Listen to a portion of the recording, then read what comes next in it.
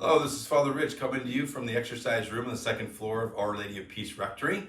Looks a little different than when we talked about the Catholic directors of movies a few videos ago. We were able to clean up a little bit and move some of the storage. And so now you can see more fully this map of the United States that's here. And I've been using it to kind of keep track of the different places, and particularly the national parks and national monuments and sites throughout the country that I've had a chance to visit. And the focal point that I'd bring up for the map is over here in California. My two visits, Yosemite National Park and Alcatraz. But I want to go point out this area down here below San Francisco and Alcatraz. And the essay today that we're presenting, that's on this series that we're doing on how the church changed the world, is called The Father of California. And they're referring to Saint Junipero Serra, a Franciscan missionary of the 18th century who left really a very comfortable life. He had made his way from a simple family in Spain to being educated and eventually a scholar and a professor. But in the midst of this, he felt called to something more or different, and he eventually joined the missionaries going to the New World. Made their way to Mexico City. Again, he could have been content just trying to help bring about, the faith there in Mexico City and the places that had already been established by the missionaries. But he chose to go north, up into California, the western part of this territory to the north of Mexico City, to help bring faith and the love of Christ to those people there. And the essay talks about the author going to one of these missions that still exist today that you can visit.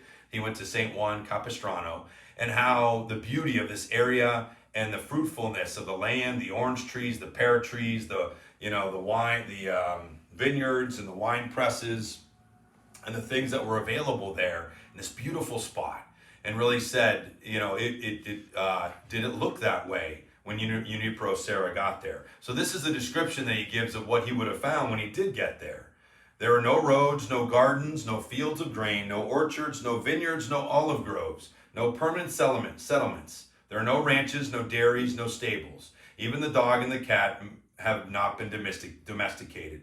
The natives in the hills enjoy a life more comfortable, but not much more admirable than that of their poorer counterparts farther south on the arid peninsula of Baja California.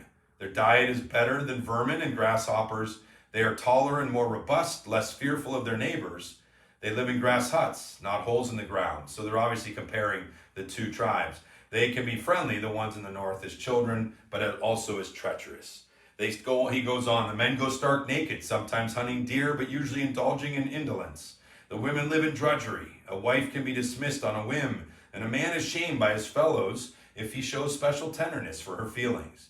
When food is scarce, they raid other tribes. But all the fire of the summer sun, leavening the earth, did not burn warmer than the heart of the Father in the brown robe, who came to teach them, correct them, protect them, and love them with a love they had never known. I don't think we can appreciate the impact of the difference of, living out the true Christian call and the difference that was to the non-Christian, way of life, whether it be in Rome and Greece.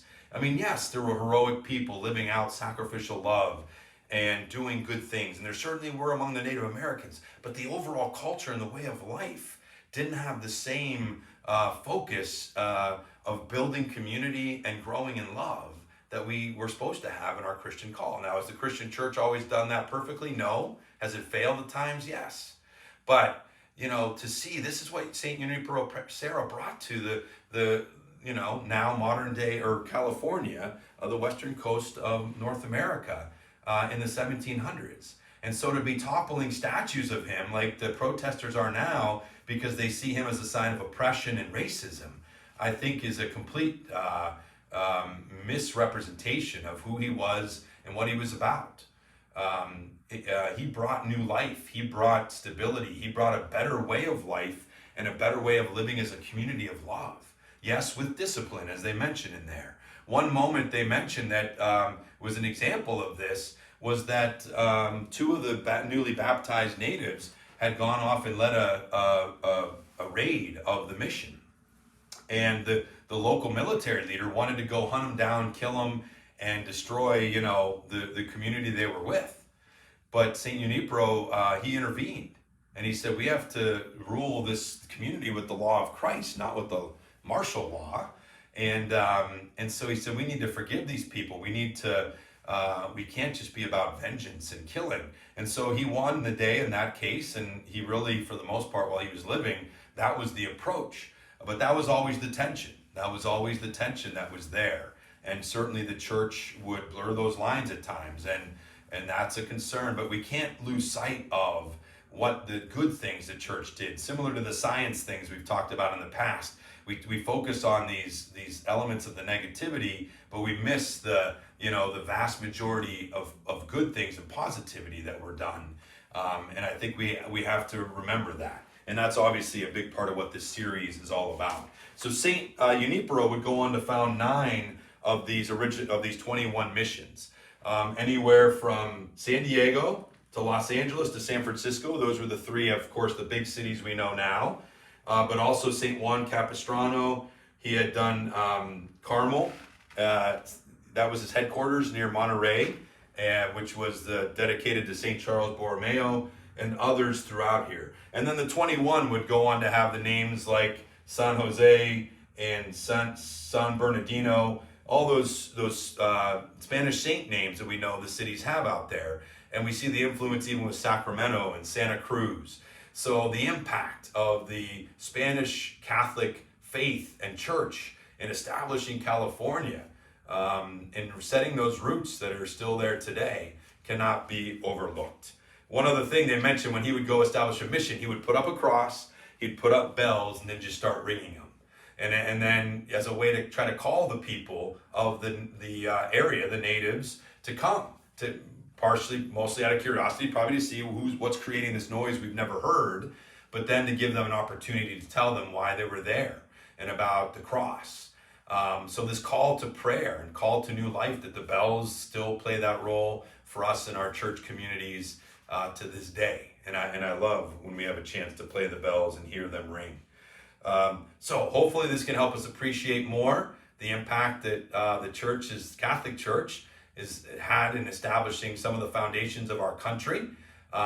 We know in the East, at the same time that he was doing what he was doing, the new country of the United States would be born, kind of in an anti-Catholic focus, but in the Protestant focus. But eventually the immigrants would bring Catholicism, and that Catholicism would become ingrained in our American identity. So we're grateful for St. Junipero Serra, and all the ways that he helped bring the law of Christ and the love of Christ to the western coast of our country.